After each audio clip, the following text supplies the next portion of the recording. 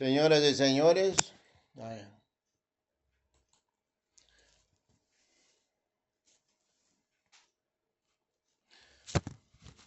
señoras y señores, está en el aire la voz del amanecer.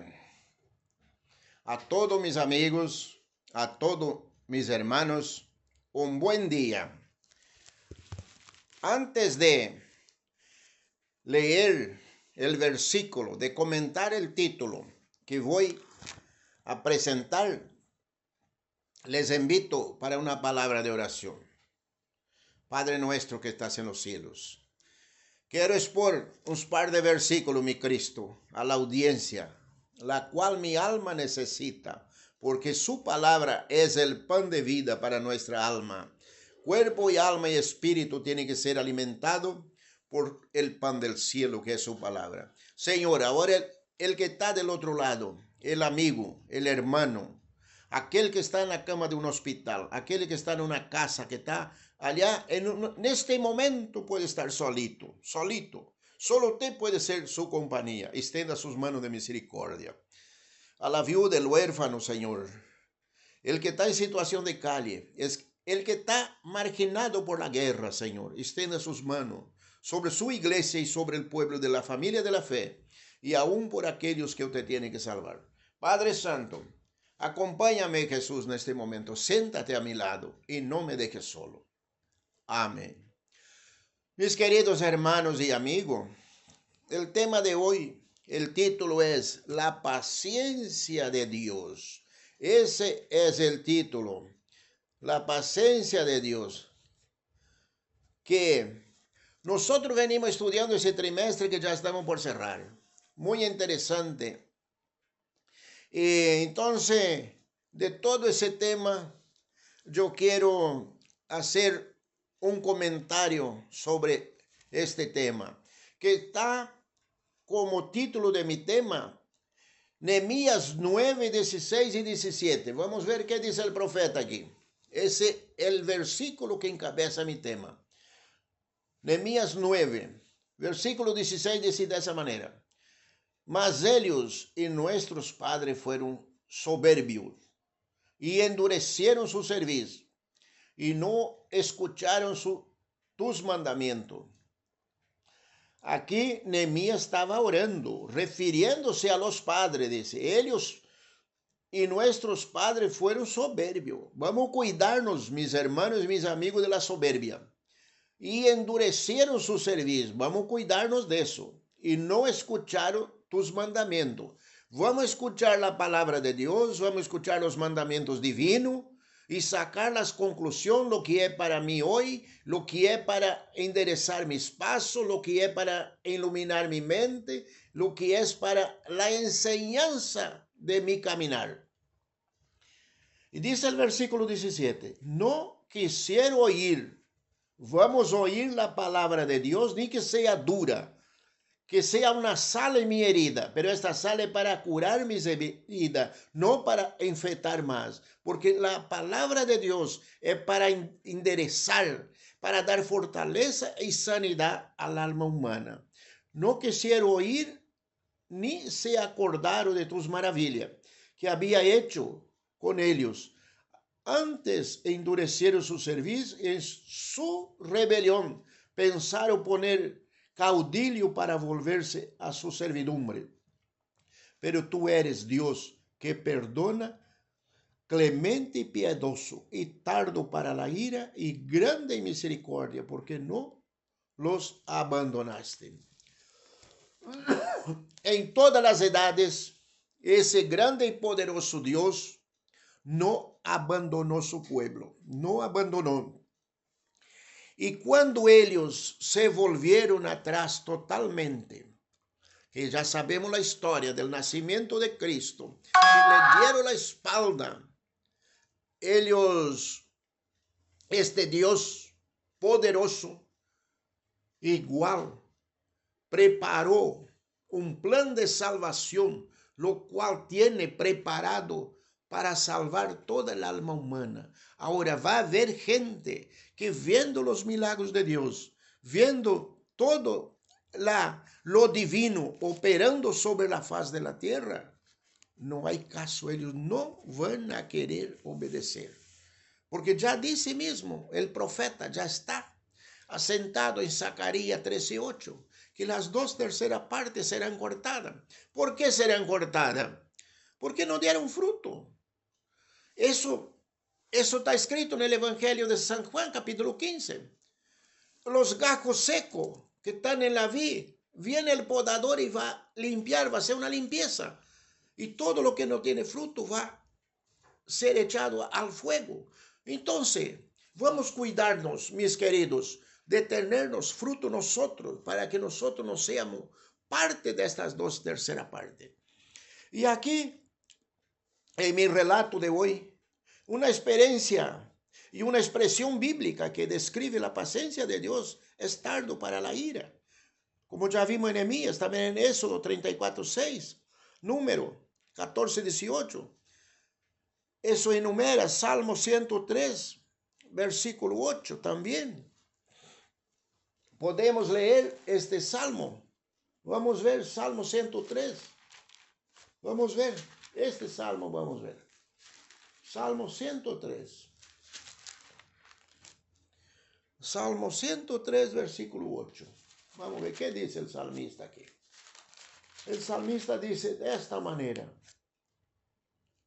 misericordioso y clemente es Jehová, lento para la ira y grande misericordia. ¿Quién habló eso? Ya ha pasado ¿cuántos años? David, el rey David, fue sacado detrás de las ovejas, detrás del rebaño, como sabemos la historia. Y fue el príncipe que dio victoria al pueblo de Israel con el gran gigante Goliat. Y fue el gran rey, el gran cantor de Israel, el dulce cantor de Israel está en las historias. Entonces, mis queridos, nosotros estamos frente a un Dios todopoderoso. Estamos en las manos de un Dios que envió a su Hijo derramar su última gota de sangre para pagar tu deuda y mi deuda. Y aquí sigue una serie de versículos. Nahum también 1:3 habla este tema. Fíjate que la mayoría de estos textos colocan la expresión tardo para la ira en el contexto de otras descripciones divinas, como que Dios es grande en misericordia, clemente y piadoso. Vamos a escuchar con cuidado todo ese relato que está preparado, mis hermanos, para este tema de hoy. Además, la Biblia presenta a Dios como tolerante, eso es verdad, con el pueblo. Eso está en Génesis 18, 17, 33. Al mismo tiempo, se enfatiza que Dios es grande en misericordia y verdad. Y es el autor de maravillas tremenda, como aquí ya describe Nehemías 9:17, lo que hizo con el pueblo de Israel.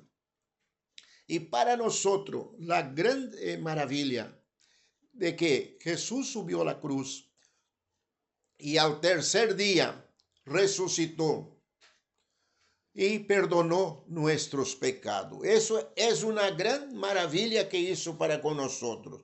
Entonces, mis queridos, estas grandes maravillas que sacó el telón que tapaba nuestros ojos y nos hizo ver que estaba delante de nosotros un Dios amoroso con los brazos abiertos llamándonos. Al mismo tiempo, de ningún modo tendrá por inocente al culpable. Entonces vamos a ser cuidadosos. Ahora que estamos en el camino de la verdad, en el camino de la vida. Yo soy la verdad y la vida. Soy el camino, la verdad y la vida, dijo un día Jesús. Nadie va al Padre sino por mí. El apóstol Pablo dice, si habéis resucitado con Cristo. Bueno, yo acepté la conversión, resucité con Cristo, ahora tengo que practicar lo que enseña esa nueva milicia en la cual yo me alisté. para llegar a ser un buen soldado de esa milicia que el comandante es Cristo. Porque el que se alista y vuelve atrás, él no va a tener por inocente. Él va a poner en la lista de los culpables. Eso aquí podemos ver número 14, 18 y también 1 Pedro 3:20. Por lo tanto, es evidente que la paciencia de Dios no debe confundirse con la indiferencia, la impotencia ni la indecisión.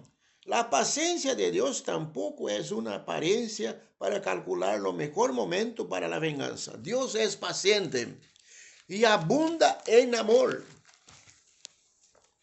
Eso ya, ¿cuántas veces perdonó tus pecados? ¿Cuántas veces te arrepentiste? ¿Cuántas veces llegaste delante de Él? Como en mi caso, muchas veces llorando, arrodillado pidiendo perdón.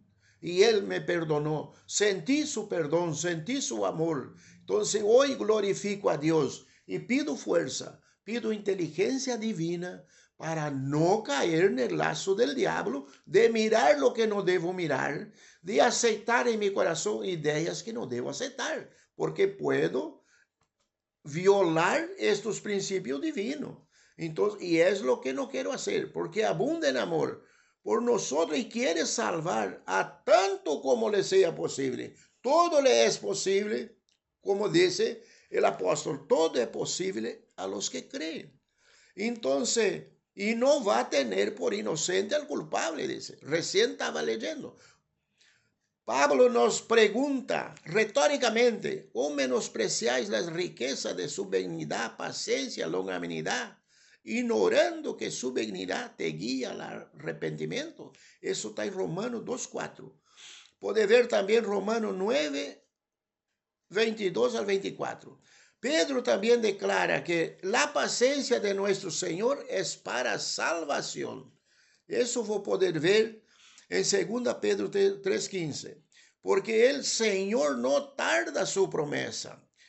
Si alguno la tiene por tardanza, como alguno tiene por tardanza, y si alguno tiene por tardanza, sino que es paciente para con nosotros, porque Él quiere que todo el mundo se arrepienta.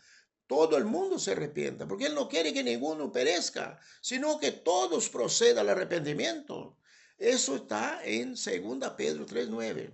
Entonces tenemos que ver, nestos tiempos que vamos atravesando, tiempo de tanta tristeza, de tanta aflicción, de tanta maldad, de tanto desencuentro familiar.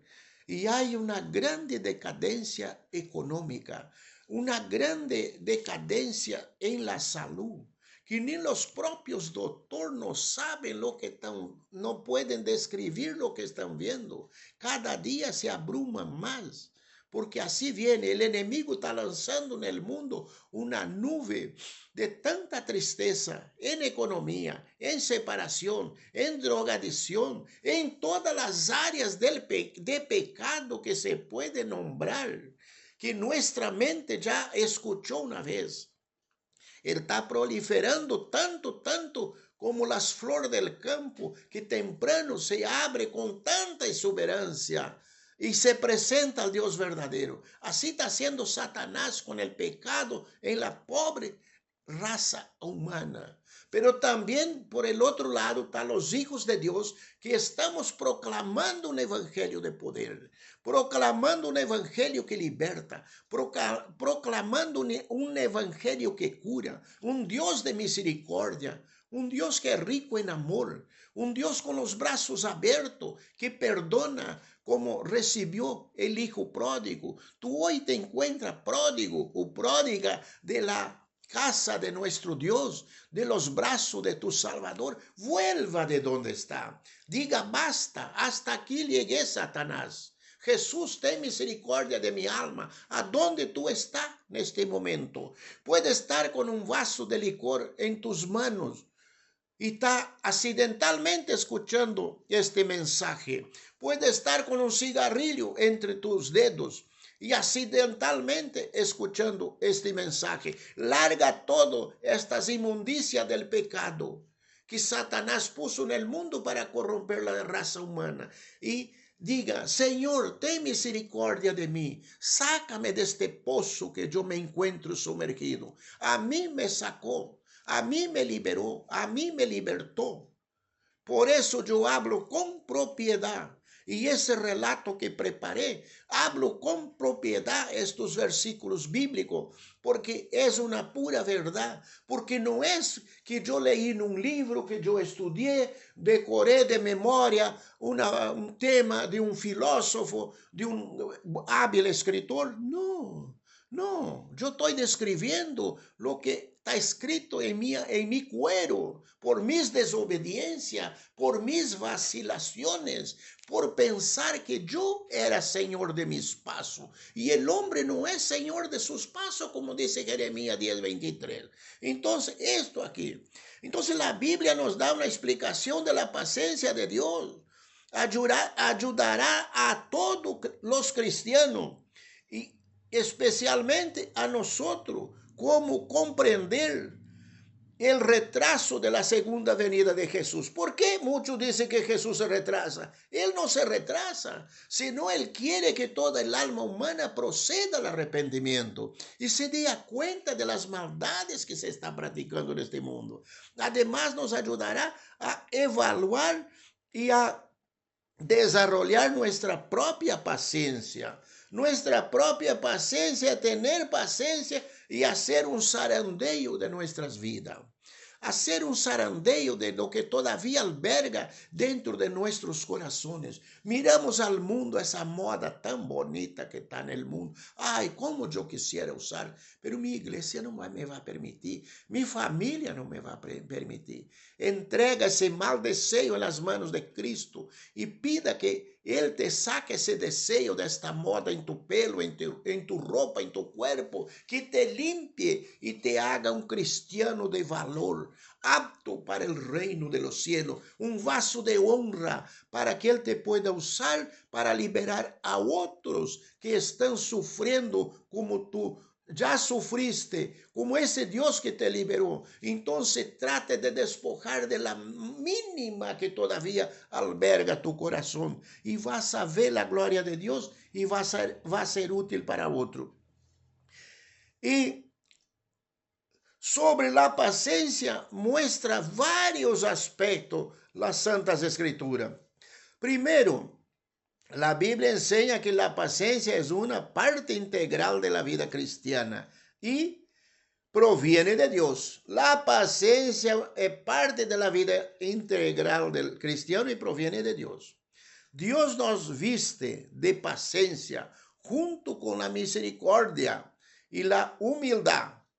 Eso van de la mano, la misericordia y la humildad. ¿Y cómo? Eso aprendemos de Dios.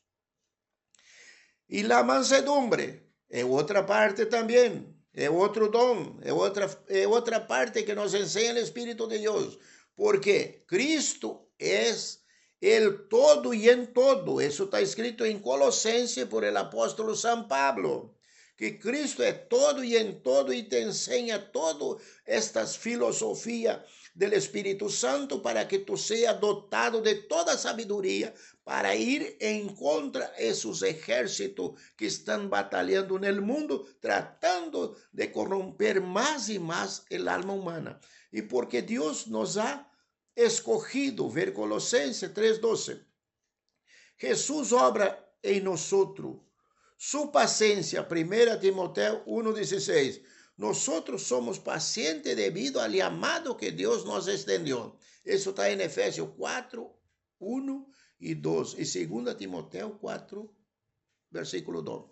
La paciencia cristiana forma parte del fruto producido por el Espíritu Santo. Gálatas 5:22. Ahí están los frutos. Si querés repasar, repase los frutos inmundo del pecado y los frutos divinos de nuestro Dios por medio del Espíritu Santo. Es un conjunto y vinculado con otras virtudes cristianas como el amor, la esperanza y la mansedumbre. Gálatas 5:22 y Colosenses 3:12. De vuelta.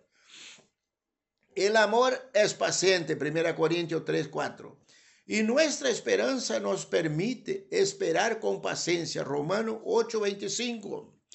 La paciencia nos fortalece con gozo, Colosenses 1:11, y produce carácter. Nos transforma ese carácter, porque en el mundo tenemos un carácter impulsivo, un carácter que una mirada, una palabra, ya estamos listos para atacar con diferentes filosofías que nos pone en nuestros corazones la filosofía del mundo guiado por los espíritus del aire. Aquí Pablo nos enseña. Vamos a leer ese capítulo, Romanos 5, versículo 3 y 4. Vamos a ir en las Santas Escrituras para ver qué dice Romanos 5. Romanos 5, vamos ver 3 y 4. Vamos a ver. Y no solo esto, sino que también nos gloriamos en las tribulaciones, sabiendo que la tribulación produce paciencia, y la paciencia prueba, y la prueba esperanza, y la esperanza no se avergüenza, porque el amor de Dios ha sido derramado en nuestros corazones por el Espíritu Santo que nos fue dado. Ahí está toda la respuesta, mis queridos. Ahora vamos a la segunda parte. La paciencia es una característica. Aquí nos va a hablar de la paciencia en nuestro relato de hoy. La paciencia es una característica clave del remanente de Dios en el tiempo del fin. Entonces, eso nos enseña las Santas Escrituras. Aquí está la paciencia de los santos, los que guardan los mandamientos de Dios y la fe de Jesús. Los que guardan los mandamientos de Dios y la fe de Jesús. Jesús dijo un día en los evangelios, San Juan dice, el que me ama guarda mis mandamientos, como yo he amado y guardado los mandamientos de mi Padre. También está en Apocalipsis 14:12. ¿Quieren ver ese tema? Vamos a recorrer Apocalipsis 14:12 para nosotros ver todo ese tema relacionado con la paciencia. Vamos en Apocalipsis 14:12. Muy interesante, muy lindo estos versículos bíblicos que nos enseñan cómo debemos andar y proceder en el camino que vamos yendo. Aquí está la paciencia de los santos, los que guardan los mandamientos de Dios, que recién leí, y la fe de Jesús. Ahí está este tema. Nos armamos de valor con el mandato de Dios. Habacuc, en cuanto a que, incluso si a veces ciertas profecías del tiempo del fin quizás parezcan estar lejos de su cumplimiento final, debemos preservar en nuestra espera. Aunque la visión tardara, dice el profeta Habacuc, aún por un tiempo, mas se apresura el fin y no mentirá, aunque tarde, espéralo, porque sin duda vendrá y no tardará. Habacuc 2,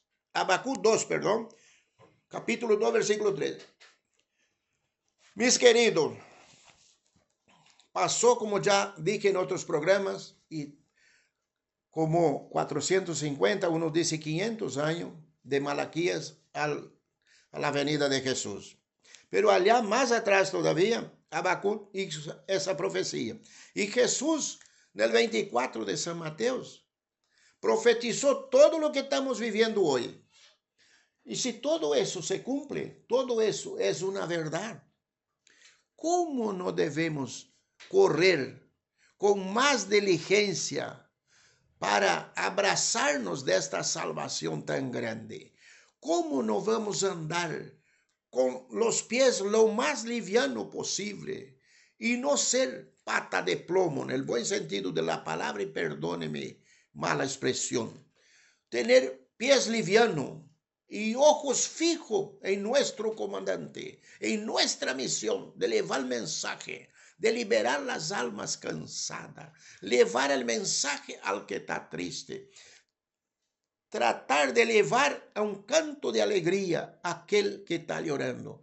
Porque hoy, como ya dije en otras programaciones, el mundo anhela un canto que cantar. El mundo anhela un pan para saciar su alma. ¿Y quién puede dar eso? Solo el Salvador Jesucristo. ¿Y quién puede hacer eso?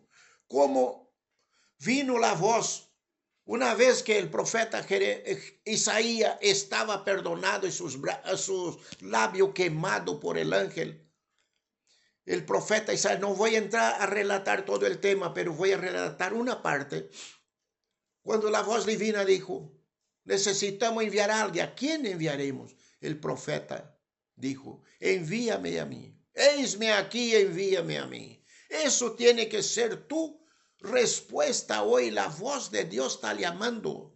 Misioneros que predique, misioneras que predique, la voz divina del cielo. Tú tienes que ser las manos de Dios en la tierra. Tú tienes que ser los pies de Dios en la tierra. Tú tienes que ser el ojo de Dios en la tierra, ver las almas que están necesitando. ¿Y cómo tú puedes ver eso? Entregar tu vida por completo a ese que perdonó tus pecados. Tratar de no andar a media con el mundo.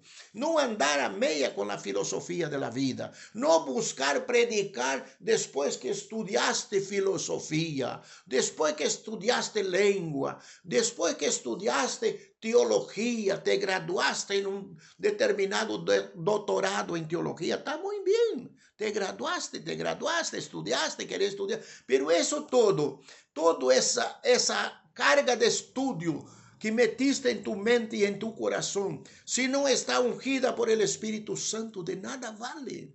Tu palabra sigue siendo fría, sigue siendo vacía, nuestra voz sigue siendo vacía, nuestra voz sigue siendo escasa de sal. Sea vuestras palabras sazonadas con sal, dijo Jesús. ¿Y cuál es la sal hoy? La unción del Espíritu Santo, segunda carta de San Juan capítulo 2, 26 y 27, la unción del Espíritu Santo. Todo estudio en esta tierra, si no tiene la unción del Espíritu Santo, de nada vale, es frío, no tiene la calidez que necesita el alma humana. El alma humana solo se alimenta de lo espiritual. Ya varias veces hablé de aquel hombre granjero que tenía una enorme granja y una cosecha fenomenal y no sabía cómo guardar. Voy a derribar todo y hacer todo nuevo. No, ahora no puede ser que tú para predicar tienes que hacer un curso de filosofía, de teología, no. Aquel hombre despreció lo que tenía. Tú tienes la conversión, ahora busca el bautismo con el Espíritu Santo. Aquel hombre lo que tenía que ampliar sus graneros para guardar su producto. Y encima de no guardar, hacer todo nuevo y guardar y decir, alma, come y bebe, ahora tiene para muchos años. Loco, hoy te pedirán tu alma. En otra versión dice necio. Hoy te pedirán tu alma. ¿Y de quién será? Mi amigo, mi hermano, mi hermana. Si hoy te piden tu alma, ¿qué cuentas vas a rendir delante de Dios? Te pregunto. No me conteste. Por más que tú sepas mi número, no me conteste. No quiero que me conteste. Haga un análisis de tu vida delante de Dios. Antes que Satanás, como dije en otros programas, zarandee nuestras vidas, vamos a hacer nosotros un zarandeo. Y vamos a tratar de ver y llevar lo que nuestro vecino, el mundo que nos rodea, la ciudad en que vivimos, necesita. Sea un vaso de honra en las manos de nuestro Dios. No sea un vaso creyendo que tiene la suficiencia, creyendo que todo lo que tienes es propio, todo lo que tienes por tu mérito, por tus estudios. La gente que te rodea es porque vos sos una doctora muy eficiente, un doctor muy eficiente. No discuto tu eficiencia en el doctorado que sea, no discuto. Que Dios te bendiga. Pero tú tienes que poner todas esas eficiencias, todo ese doctorado en las manos de Dios. Porque basta la historia de Saulo. Basta la historia de Saulo. Y llegó a decir en Efesios, la carta a los Efesios, capítulo 6, versículo 19. Ore por mí que me sea dado palabra al abrir de mi boca. El apóstol Pablo, ¿quién era el Saulo de Tarso? Era una eminencia en todo, en respeto, en sabiduría, derecho, todo, Saulo de Tarso. Y convertido, transformado por la gloria divina. Llegó a decir, no vivo más yo. Ese mismo no vivo yo. No vivo más yo. Tiene que salir del fondo de tu corazón, no repetir el versículo del apóstol Pablo. No tiene que ser repetido ese versículo, tiene que estar en tu corazón, en tu sangre. No vivo más yo. Por eso él dice, si habéis resucitado con Cristo. Por eso él dijo, ore por mí que me sea dado palabra al abrir de mi boca. Y llegó a decir, no vine a vosotros con eficiencia de palabra, parafraseando el versículo, pero con humildad y temblor. Y demostrando el poder de Dios. Eso era la vida paulina. Eso era el evangelio paulino de aquellos tiempos. La presencia paulina en las iglesias, con poder, con demostración de los apóstoles. Llegó a decir que él fue un apóstol y no fue menos que ninguno que los grandes apóstoles. Y tenemos las cartas apostólicas de ese apóstol, que fue una gran eminencia, pero sumergido en la gracia de Dios. Por eso él dijo, no vivo más yo. Fíjese Juan el Bautista, como ya repetí en otros programas, que Jesús dijo, de nacido de mujer, no hubo otro más grande que Juan el Bautista. Y cuando vinieron los emisarios del rey queriendo saber quién era ese que bautizaba y perdonaba pecado allá bautizando en el río Jordán, querían dar las nuevas al emperador, al rey, en fin, tal. Yo soy apenas una voz que clama en el desierto. Tú tienes que ser apenas una voz y yo también. Yo no tengo que orgullecerme porque ahora estoy frente del micrófono de la voz del amanecer. No, yo estoy hoy. Yo soy como la flor del campo. Mañana el sol me hace desaparecer. Yo soy como una bolita de cera. El sol de justicia derrite y te desapareció del lugar que estaba esa bolita de cera. Yo soy apenas una voz frente a ese micrófono. No soy yo, es Cristo que me puso aquí, el Rey de los cielos, ese Dios que un día viene a buscar su iglesia y yo quiero ser parte. Si tú quieres ser parte de esa gran multitud que va a ir festejar en el cielo por 1000 años, entrega hoy tu vida en las manos de este Salvador que te hablo. Capaz con falta de sabiduría, con falta de palabra, con un español muy rudo, pero en el nombre de Jesús, yo te digo lo que te digo y los versículos que leí, tocado por Dios en mi corazón. Ese relato preparé tocado por Dios. Fue lo que me dio para poner al aire, para que el mundo escuche a través de las ondas de lo que abarca la comarca de Ituzaingó y las ondas del internet a donde navega por el mundo entero. Que Dios bendiga esta audiencia que está escuchando y los que han de escuchar en otros días, en otros horarios, este mensaje. Que Dios es rico en misericordia, un Dios poderoso que perdona todo lo que nosotros practicamos arriba de esta tierra, menos la blasfema con el Espíritu Santo, pero no tendrá por inocente al culpable. Grave en sus corazones y vamos a revisar nuestras vidas y poner nuestras falencias todo en las manos de Cristo y pedir un perdón especial y Él te va a perdonar. Él nos va a perdonar porque Él quiere escuchar de nosotros una confesión como confesó Jacob su vida. Así Él quiere que tú y yo confesemos y Él te va a perdonar y te va a llenar de su gracia, porque al perdonarte ese vaso de barro es lavado con la sangre de Cristo y está habilitado para que el Espíritu Santo tome dominio de nuestras vidas. Padre nuestro que estás en los cielos, entregué lo que usted me dio. Jesús, toma dominio de nuestros corazones. Que nosotros no seamos culpables en el día del juicio por nada, que podemos entregar todo, aún lo que nos es oculto. Perdónanos, Jesús, perdónanos y muchas gracias por este espacio que usted me dio. Muchas gracias. Y anota en la tabla de nuestros corazones, como dijo el rey Salomón, para no pecar contra su santidad. Amén. Que Dios te bendiga, mi hermano. Que Dios te bendiga y te llene de su gracia antes que la puerta se cierre. Bendiciones.